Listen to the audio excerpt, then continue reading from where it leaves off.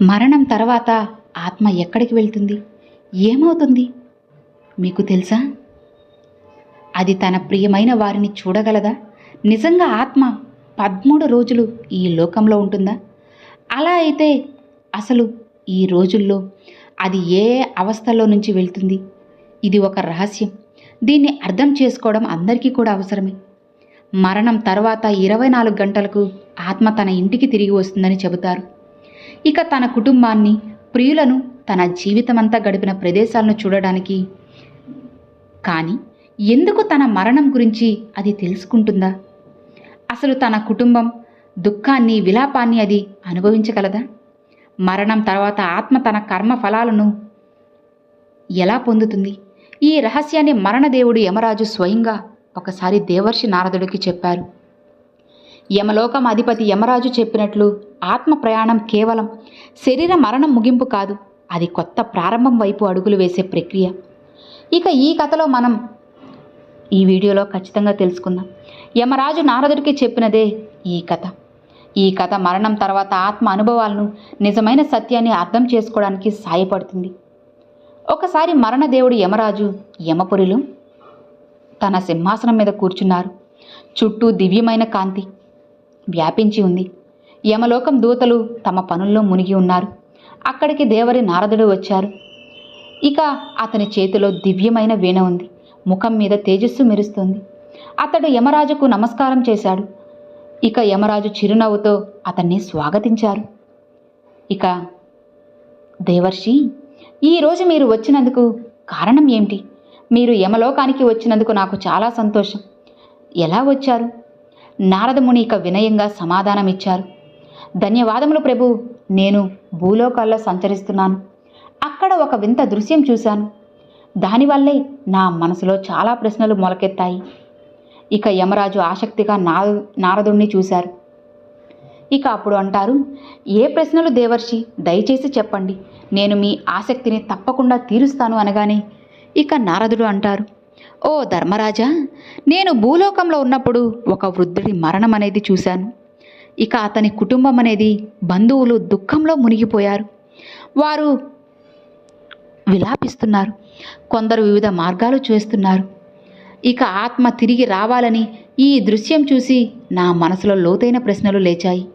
యమరాజు నారదుడి మాటలు శ్రద్ధగా విన్నారు. నారదుడు మరింత చెప్పారు, మరణం అనేది మార్పు లేని సత్యం కదా, కానీ దాని తర్వాత ఏమవుతుంది? అసలు ఇది రహస్యంగానే మిగిలిపోయింది. 2 ముఖ్యమైన ప్రశ్నలు నాలో మళ్ళీ మొలకెత్తాయి. మొదటిది, నిజంగా మరణం తర్వాత 24 గంటలకు ఆత్మ తన ఇంటికి తిరిగి వస్తుందా? రెండవది, మరణం తర్వాత ఆత్మ 13 రోజుల ప్రయాణం చెప్పబడుతుంది. అది నిజమా లేక విన్న మాటలా? ఇక నారదుడి ఆసక్తి చాలా ముఖ్యమైనది. యమరాజు కొన్ని క్షణాలు మౌనంగా ఉన్నారు. ఆ తరువాత లోతైన శ్వాస తీసుకుని ఇలా అంటారు, దేవర్షి, ఇది ఒక గంభీరమైన ప్రశ్న. ఇక దీని సమాధానం ప్రతి మనిషికి కూడా తెలియాల్సింది. నేను మీకు ఈ రహస్యం యొక్క పూర్తి కథను చెబుతాను, వినండి. దీన్ని అర్థం చేసుకుంటే ప్రతి జీవి మరణం నిజమైన రూపాన్ని తెలుసుకుంటారు. ఇక కథ మొదలెట్టారు. చాలా కాలం క్రితం ఒక గ్రామంలో ఒక యువకుడు ఉన్నారు. అతని పేరు అరవింద్. ఇక చిన్నప్పటి నుంచి ధార్మిక స్వభావం కలవాడు. ప్రతిరోజు తులసికి నీరు పోసేవాడు. ఇక ఉదయం సాయంత్రం కూడా నిత్యం పూజ చేసేవాడు. ఎప్పుడు ఈశ్వర స్మరణలోనే తను ఉండేవాడు. అతని కుటుంబంలో తండ్రి, భార్య, ఒక చిన్న బిడ్డ ఉన్నారు. తల్లి చాలా సంవత్సరాల క్రితం మరణించింది. ఇప్పుడు తండ్రి కూడా చాలా కాలంగా అనారోగ్యంతోనే ఉన్నారు. కాలం గడుస్తుంది. ఇక ఒకరోజు అతని తండ్రి ఈ లోకాన్ని వదిలి వెళ్ళిపోయాడు. ఇక ఈ సంఘటన అరవింద్కు తాళలేనిది. అతడు తన తండ్రికి విధిపూర్వకంగా అంత్యక్రియలు చేశాడు. కానీ అతని మనసులో అనేక ప్రశ్నలు మొలకెత్తాయి. మరణం తర్వాత అసలు ఆత్మ ఏమవుతుంది? నిజంగా ఆత్మ ఇంటికి తిరిగి వస్తుందా? అలా అయితే ఎందుకు? ఈ ప్రశ్నలు సమాధానాలు కనుక్కోవడానికి అతడు ఒక ఆధ్యాత్మిక ప్రయాణం మొదలెట్టాడు. అనేక గ్రామాలు, అడవులు దాటి చివరికి ఒక ఆశ్రమానికి చేరుకున్నాడు. అక్కడ ఒక తేజస్వి సాధువు ధ్యానంలో మునిగి ఉన్నారు. అరవింద్ అతని పాదాలపై పడి ఇలా అడిగారు, గురుదేవా, మరణం తర్వాత అసలు ఆత్మ ఏమవుతుంది?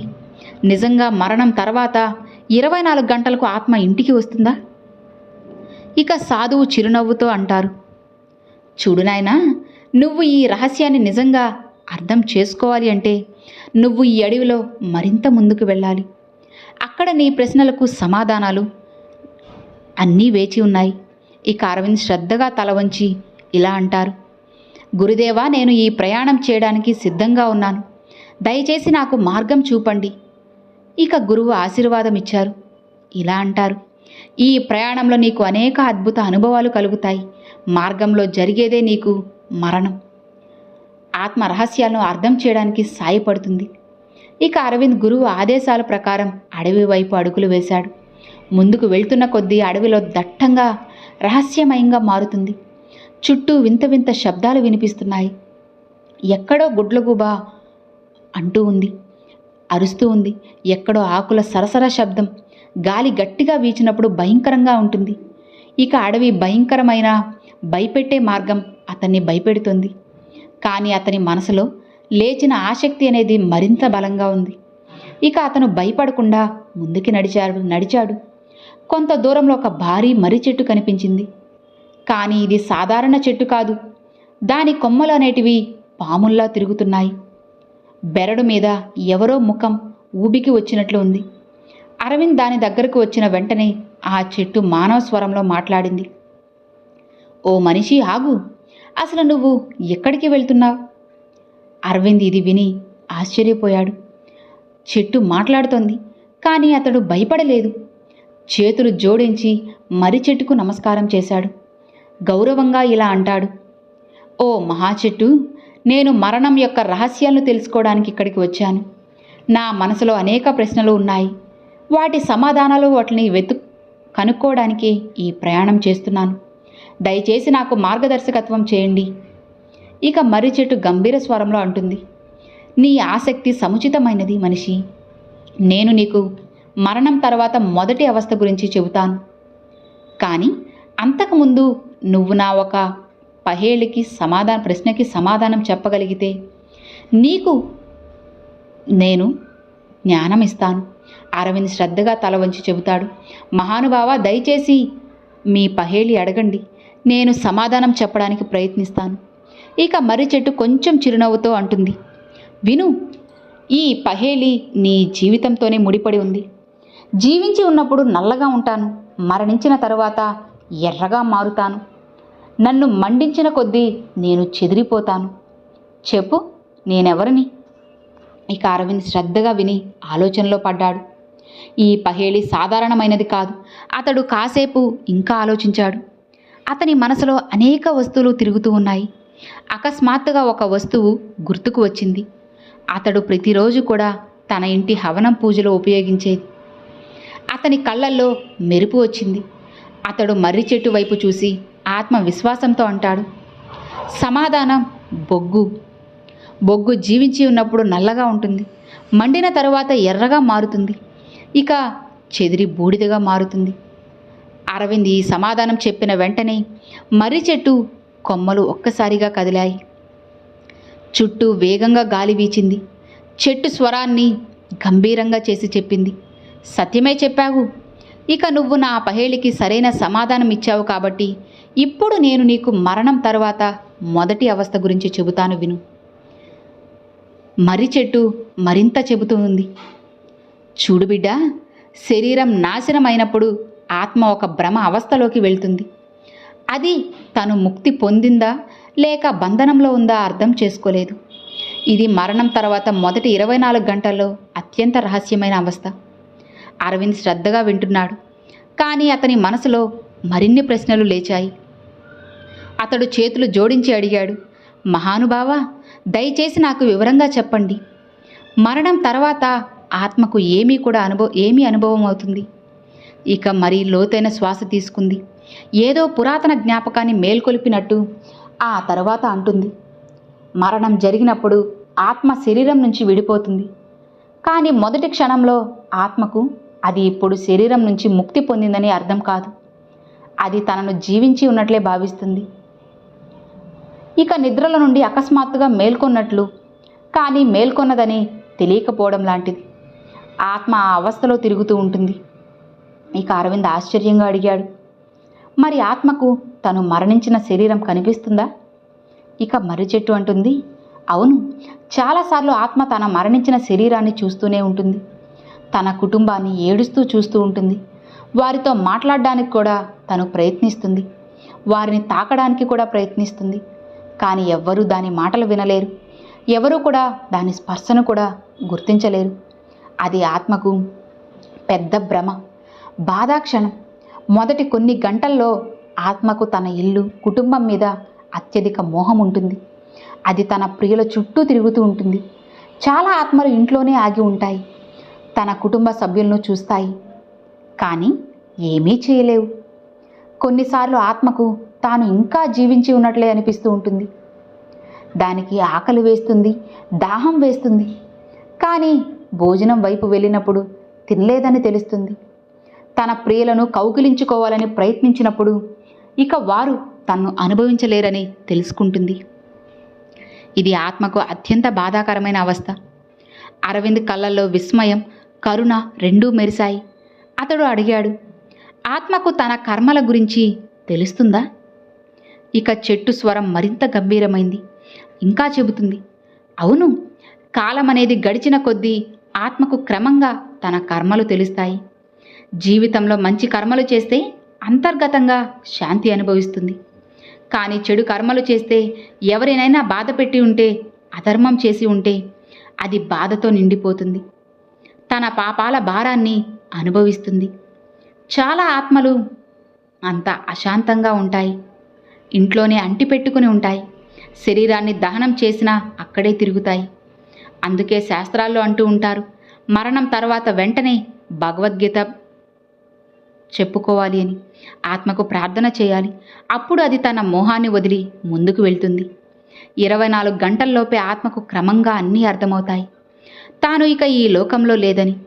కానీ అప్పటికీ కూడా ఇది మోహం అంతకు మించి పెరిగిపోతుంది. అది తన ఇంటికి తిరిగి వస్తుంది. అందుకే మన ధర్మంలో మరణం తర్వాత మరుసటి రోజు ఇంట్లో ప్రత్యేక పూజ చేస్తారు. ఆత్మకు పిండదానం చేస్తారు. అప్పుడు అది శాంతిగా ముందుకు ప్రయాణం చేస్తుంది. ఇక మర్రి చెట్టు తన మాట ముగించింది. కొన్ని క్షణాలు మౌనంగా ఉంది. ఇక అరవింద్ పూర్తిగా ఆశ్చర్యపోయాడు. ఇక ఇప్పుడు అతనికి అర్థమైంది, మరణం కేవలం ముగింపు కాదు, అది కొత్త ప్రయాణం మొదలు. అతడు గౌరవంగా మర్రి చెట్టుకి నమస్కారం చేసుకున్నాడు. చెప్పాడు, మహానుభావా, మీరు ఇచ్చిన దానం నాకు అమూల్యమైనది. ఇప్పుడు నేను తెలుసుకోవాలనుకుంటున్నాను, మరణం తర్వాత ఆత్మ ముందు ప్రయాణం ఎలా ఉంటుంది? దయచేసి ముందు మార్గదర్శకత్వం చేయండి అనగానే మర్రి చెట్టు చిరునవ్వుతో అంటుంది, బిడ్డ, నువ్వు నిజంగా మరణ రహస్యాన్ని అర్థం చేసుకోవాలి అంటే నువ్వు మరింత ముందుకి సాగాలి. అక్కడ నీకు ఇంకా రహస్యాలు తెలుస్తాయి. ఇక అరవింద్ తల వంచాడు. తన ప్రయాణంలో ముందుకు వెళ్తున్నాడు. ఇక అడవి మరింత లోతుగా మారుతుంది. పక్షుల శబ్దాలు క్రమంగా తగ్గుతున్నాయి. చుట్టూ కూడా అలౌకిక శాంతి నెలకొంది. అప్పుడు అతనికి ఒక భారీ నల్లని కాకి కనిపించింది. ఇది సాధారణ పక్షుల కంటే చాలా పెద్దది, అద్భుతమైనది. దాని కళ్ళు మండుతున్న నిప్పుల్లా ఉన్నాయి. దాని రెక్కల నుంచి దివ్యమైన కాంతి వస్తుంది. ఇక అరవింద్ కాకి దగ్గరకు వెళ్ళి చేతులు జోడించి నమస్కారం చేశాడు. కాకి తన గంభీర స్వరంలో ఇలా అంటుంది, బిడ్డా, నువ్వు ఎవరు? ఈ లోతైన అడవిలో నువ్వు అసలు ఏం చేస్తున్నావు? ఇక అరవింద్ తల వంచి సమాధానం ఇచ్చాడు, ఓ దివ్యపక్షి, నేను మరణ రహస్యాలు తెలుసుకోవడానికి ఈ ప్రయాణంలో ఉన్నాను. ఇప్పటి వరకు నేను తెలుసుకున్నది మరణం తర్వాత ఆత్మ భ్రమలో ఉంటుందని. కానీ నేను అర్థం చేసుకోవాలనుకుంటున్నది 24 గంటల తర్వాత ఆత్మ ఇంటికి ఎందుకు తిరిగి వస్తుంది? కాకి లోతైన శ్వాస తీసుకుంది. చెబుతుంది, నేను నీకు ఈ సమాధానం ఇస్తాను. కానీ ముందు నువ్వు నా ఒక పహేళికి సమాధానం చెప్పాలి. నువ్వు సరిగా చెప్పగలిగితేనే నేను మరణ రహస్య జ్ఞానం నీకు ఇస్తాను. ఇక అరవింద్ ఆసక్తిగా తల ఊపాడు. అడగండి ప్రభు. ఇక కాకి గంభీర స్వరంతో ఇలా అంటుంది, ఓ మనిషి, లోకంలో ప్రతి ఒక్కరూ కూడా ఏదో ఒకటి సంపాదిస్తారు. ప్రతి ఒక్కరూ ఏదో ఒకటి బంధించబడి ఉంటారు. నాకు చెప్పు, మనిషి జీవితంలో అతి పెద్ద బంధనం ఏది? అరవింద్ కొన్ని క్షణాలు ఆలోచనలో పడ్డాడు. అతని మనసులో అనేక ఆలోచనలు వచ్చేశాయి. ఇక ధనం, కుటుంబం, కోరికలు, శరీరం. కానీ అతిపెద్ద బంధనం ఏది? కాసేపు ఆలోచించిన తర్వాత ఇలా అంటాడు, మోహం. మనిషి అతిపెద్ద బంధనం మోహం. అతడు తన కుటుంబం, ధనం, శరీరం, భావాల మోహంలో బంధించబడి ఉంటాడు. ఇదే బంధనం అతన్ని జన్మ జన్మలో తిరగేస్తుంది. ఇక కాకి చిరునవ్వుతో తల ఊపింది. నువ్వు పూర్తిగా సరైన సమాధానం ఇచ్చావు బిడ్డా. ఇప్పుడు నేను నీకు మరణం తర్వాత 24 గంటలకు ఆత్మ ఇంటికి తిరిగి వచ్చే రహస్యాన్ని చెబుతాను. ఇక కాకి ఆకాశం వైపు చూసింది. లోతైన స్వరంలో అంటుంది, మరణం తర్వాత ఆత్మ శరీరం వదిలినప్పుడు కొన్ని క్షణాలు ముక్తిగా అనిపిస్తుంది. కానీ కాలం గడిచే కొద్దీ అది లోపల ఒక హల్చల్ మొదలవుతుంది. ఈ హల్చల్ అది మనసు వల్ల వస్తుంది. ఆత్మకు తన ఇల్లు, కుటుంబం, ప్రియుల జ్ఞాపకాలు సతమతమవుతాయి. ఇక అరవింద్ శ్రద్ధగా వింటున్నాడు. కాకి మరింత చెప్పింది, శరీరం మండినప్పుడు ఆత్మ అక్కడ నుంచి విడిపోతుంది. కానీ అది మోహం ముగియదు. అది తన ప్రియులను ఏడుస్తూ చూస్తుంది. తన ఇంట్లో పిల్లలు, భార్య ఒంటరిగా అనిపించినప్పుడు అది ఇంకా వారి దగ్గరకు వెళ్ళి సొంతం ఇవ్వగలదని అనుకుంటూ ఉంటుంది. కానీ ప్రయత్నించినప్పుడు తెలుస్తుంది, ఎవరూ అది చూడలేరు, ఎవరూ వినలేరు. ఇక అరవింద్ ఆశ్చర్యంగా అడిగాడు, అప్పుడు ఆత్మ దుఃఖపడుతుందా? ఇక కాకి గంభీర స్వరంలో ఇలా అంటుంది, అవును, చాలా బాధపడుతుంది. ఇక అది తన ప్రియులను పిలుస్తుంది. తన బిడ్డ తల మీద చెయ్యి పెట్టాలనుకుంటుంది, ఇంట్లో తిరగాలనుకుంటుంది. కానీ అది కేవలం నీడగా మిగిలిపోతుంది. ఇక ఇది అతి పెద్ద బాధ. అందుకే మన హిందూ ధర్మంలో మరణం తర్వాత ప్రత్యేక కర్మకాండలు చేస్తారు. కుటుంబం భగవద్గీత పఠిస్తుంది. ఇక దీపాలు వెలిగిస్తారు. ఆత్మశాంతికి పిండదానం చేస్తారు. అప్పుడు ఆత్మకు ఈ లోకం నుంచి ముక్తి కలిగే ముందుకు వెళ్ళడానికి సాయం అవుతుంది. ఇక అరవింద్ కళ్ళు చెమర్చాయి. అతడు నెమ్మదిగా ఇలా అడిగాడు, అప్పుడు ఆత్మ ఎప్పటికీ కూడా ఇంట్లోనే ఉంటుందా? కాకి సమాధానమిచ్చింది, కాదు. కానీ జీవితంలో అత్యధిక మోహంలో బంధించబడిన ఆత్మలు మరింత కాలం తిరుగుతాయి. వాటి కుటుంబం, కోరికలు, పూర్తి పనులు వాటిని బంధిస్తాయి. వాటికి ఇక తాము ఈ లోకం భాగం కాదని అంగీకరించడానికి సమయం పడుతుంది. అందుకే మరణం తర్వాత కుటుంబం ఆత్మశాంతికి కర్మకాండలు చేయాలి. అప్పుడు ఆత్మ మోహం నుంచి ముక్తి పొంది ముందు ప్రయాణం చేస్తుంది. కాకి అరవింద్ను చూసి చెప్పింది, ఇప్పుడు నువ్వు తెలుసుకున్నావు ఆత్మ మరణం తర్వాత 24 గంటలకు ఇంటికి ఎందుకు వస్తుందో అని. మోహమే ఆత్మను లాగి ఇంటికి తీసుకువస్తుంది. కానీ ఇప్పుడు నువ్వు ముందు ప్రయాణం చేయాలి. ఎందుకంటే ఇంకా అనేక రహస్యాలు మిగిలి ఉన్నాయి. ఇక అరవింద్ కాకి పాదాలపై తల వంచాడు. ఇలా అంటాడు, ఓ దివ్యపక్షి, మీరు నాకు అమూల్యమైన జ్ఞానం ఇచ్చారు. ఇప్పుడు నేను తెలుసుకోవాలనుకుంటున్నది, ఆత్మ మోహం నుంచి ముక్తి పొందిన తర్వాత ముందు ప్రయాణం ఎలా ఉంటుంది? కాకి గంభీర స్వరంలో అంటుంది, ఇలా చూడు, నువ్వు నిజంగా తెలుసుకోవాలనుకుంటే నీ ప్రయాణాన్ని కొనసాగించు.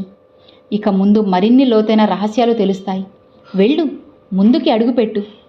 ఇక అరవింద్ తల వంచాడు. ఇక తను ఇప్పుడు తన ప్రయాణం 3వ దశకు చేరుకున్నాడు. అడవి దట్టం అనేది ఇంకాస్త తగ్గింది. వాతావరణంలో అలౌకిక శాంతి ఉంది. పక్షుల మధురగానం, నెమ్మదిగా వీచే గాలి, చుట్టూ కూడా ఆకుపచ్చని భూమి. ఈ స్థలమేదో దివ్యలోకంలా అనిపిస్తుంది. అప్పుడు అతని దృష్టి ముందు నిలబడిన ఒక అద్భుత ఆవు మీద పడింది. ఇది సాధారణమైన ఆవు కాదు. దాని శరీరం నుంచి ఒక దివ్య కాంతి వస్తుంది. దాని కళ్ళల్లో లోతైన కరుణ, జ్ఞానం మెరుస్తుంది. అరవింద్ శ్రద్ధగా వంగి ఆవుకి నమస్కారం చేశారు. ఆవు అమ్మ స్నేహంతో అతన్ని చూసి చెప్పింది, చూడు బిడ్డా, నువ్వు మరణ రహస్యాలు తెలుసుకోవడానికి ఈ ప్రయాణంలో ఉన్నావని నాకు తెలుసు. నేను నీకు ముందు దానం ఇస్తాను. కానీ ముందు నువ్వు నా ఒక పహేళికి సమాధానం చెప్పాలి. ఇక అరవింద్ శ్రద్ధగా తల వంచి అంటాడు, ఓ అమ్మా, దయచేసి నన్ను అడగండి. ఇక ఆవు అమ్మ మధురమైన కానీ గంభీర స్వరంలో అడిగింది, మనిషి తన జీవితంలో అనేక విషయాలను సంపాదిస్తాడు. ధనం, కుటుంబం, ప్రతిష్ట, జ్ఞానం. కానీ చెప్పు, అతనికి ఒక ముఖ్యమైన సంపద ఉంది. అది ఏంటి? మరణం తర్వాత కూడా అది అతనితోనే వెళ్తుంది. ఇక అరవింద్ లోతైన ఆలోచనలో పడ్డాడు. అతను ఆలోచిస్తున్నాడు. ధనం ఇక్కడే మిగిలిపోతుంది, కుటుంబం కూడా వెనకే ఉంటుంది, ప్రతిష్ట కూడా మాయమవుతుంది. ఇక అప్పుడు ఏ విషయం మనిషితో వెళ్తుంది? కొన్ని క్షణాలు ఆలోచించిన తరువాత ఇలా అంటాడు, కర్మలు, మనిషి కర్మలే అతని అతిపెద్ద సంపద. ధనం, కుటుంబం, ప్రతిష్ట అన్నీ కూడా ఇక్కడే మిగులుతాయి. కానీ మంచి లేదా చెడు కర్మలు ఆత్మతో వెళ్తాయి. వాటి ముందు ప్రయాణాన్ని నిర్ణయిస్తాయి. ఇక ఆవు అమ్మ చిరునవ్వుతో తల ఊపింది. నువ్వు సరైన సమాధానం ఇచ్చావు బిడ్డా. ఇప్పుడు నేను నీకు మరణం 3వ దశ రహస్యాన్ని చెబుతాను, విను. ఆవు అమ్మ తన కళ్ళు మూసుకుంది. వారి చుట్టూ దివ్యమైన వెలుగు వ్యాపించింది. లోతైన స్వరంలో చెప్పడం మొదలెట్టింది. ఇక ఆత్మ మరణం తర్వాత తన మోహం నుంచి ముక్తి పొందినప్పుడు అది తన కర్మలతో ముఖాముఖి అవుతుంది. ఆత్మకు తన మొత్తం జీవితం ప్రతిబింబం కనిపిస్తుంది. అది చేసిన మంచి కర్మలు అది కాంతి వైపు తీసుకువెళ్తాయి, చెడు కర్మలు అంధకారం వైపు నెట్టేస్తాయి. ఇక అరవింద్ శ్రద్ధగా వింటున్నాడు. ఆవు అమ్మ మరింత చెప్పింది. ఆత్మ జీవితమంతా మంచి కర్మలు చేసి ఉంటే దానం, ఆవు సేవ, భజన, సత్సంగం, ఇతరుల సేవ అది త్వరగా స్వర్గం వైపు వెళ్తుంది. ఇక అక్కడ అది దివ్య సుఖాలను అనుభవిస్తుంది. అక్కడ బాధ లేదు, దుఃఖం లేదు. కానీ పాపాలు చేసి ఉంటే మాత్రం అత్యాచారం, మోసం, కోపం, అహంకారం, హింస అది యమలోకానికి వెళ్ళాలి. అక్కడ కర్మల ప్రకారం శిక్ష అనుభవించాల్సింది. ఇక అరవింద్ ప్రశ్న ఇలా అడిగాడు, ఓ అమ్మా, మనిషి తన కర్మలను మార్చుకోగలడా? మరణం తర్వాత అతని భాగ్యం నిర్ణయం అవుతుందా? ఇక ఆవు అమ్మ గంభీర స్వరంలో సమాధానమిచ్చింది, కాదు బిడ్డా. మనిషి జీవించి ఉన్నంత వరకు తన కర్మలను సరిచేసుకోవచ్చు. అతడు పుణ్యం సంపాదించవచ్చు, ధర్మ మార్గంలో నడవవచ్చు, తన ఆత్మను శుద్ధి చేసుకోవచ్చు. కానీ మరణం తర్వాత అతను సంపాదించినదే అనుభవించాలి. అందుకే హిందూ ధర్మంలో ఆవు సేవ, దానం, భజన, కీర్తన, సత్సంగం ఇవి చాలా ముఖ్యం. మనిషి ఆవు అమ్మ సేవ చేసినప్పుడు తన పాపాలను నాశనం చేస్తాడు. ఆవు కేవలం ఒక జంతువు కాదు, ఇది స్వయంగా ధర్మ ప్రతీక. దాని స్పర్శతోనే పాపాలు నశిస్తాయి. కానీ దాని సేవతో పుణ్యాలు అన్నీ కూడా సంచితమవుతాయి. ఆవు మరింత వివరించింది, బిడ్డ, ఆత్మ తన కర్మల లెక్క తీసుకున్నప్పుడు జీవితంలో ఏమీ సంపాదించవని తెలుస్తుంది. పవిత్ర ఆత్మలు ఆనందంతో ముందుకు వెళ్తాయి, పాప ఆత్మలు భయంతో వణుకుతాయి. వాటికి మరో జన్మ వస్తే జీవితాన్ని సరిచేసుకుంటామని అనుకుంటాయి. కానీ అప్పటికే చాలా ఆలస్యం అవుతుంది. ఇక అరవింద్ కళ్ళల్లో చింత మెరిసింది. అతడు శ్రద్ధగా ఇలా అంటాడు, ఓ ఆవు అమ్మ, మీరు నాకు చాలా పెద్ద జ్ఞానం ఇచ్చారు. ఇప్పుడు నేను నా కర్మల మీద మరింత శ్రద్ధ పెడతాను.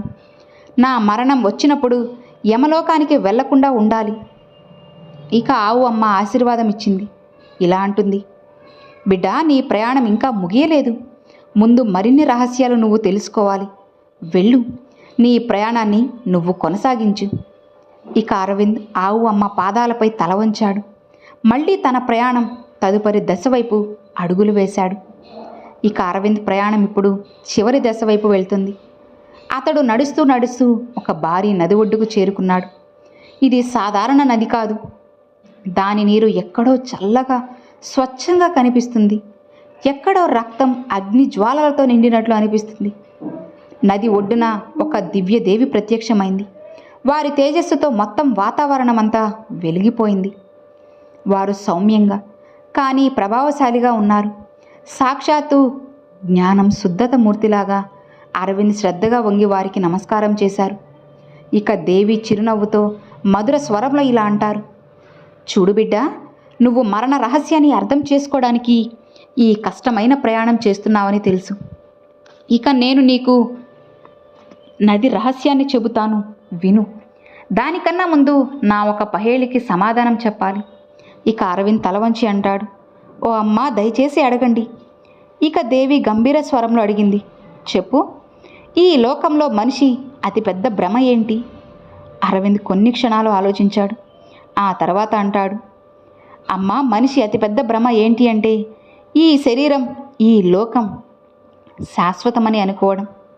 అతడు మరణాన్ని మరిచి సాంసారిక మోహంలో మునిగి ఉంటాడు. కానీ మరణ సమయం వచ్చినప్పుడు అర్థమవుతుంది ఇదంతా కూడా నాశనమైనది, ఇది కేవలం ఆత్మ అమరమైనది. దేవి చిరునవ్వుతో అంటుంది, బిడ్డా, నువ్వు సత్యాన్ని గుర్తించావు.